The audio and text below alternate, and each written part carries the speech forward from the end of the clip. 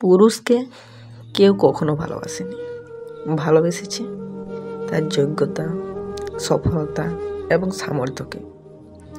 এ সমাজের ছেলে হয়ে জন্মানো মানে সারা জীবনটা শুধু টাকার পিছনে দৌড়ানো।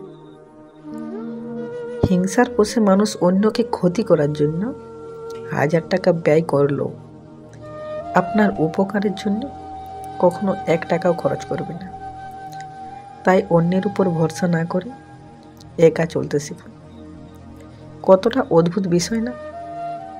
মানুষ কোনো কিছু পেয়ে গেলে সেটা নিজের ক্ষমতা বলে মনে করে, আর কোনো কিছু থেকে বঞ্চিত হলে উপরওয়ালাকে দোষারোপ করে।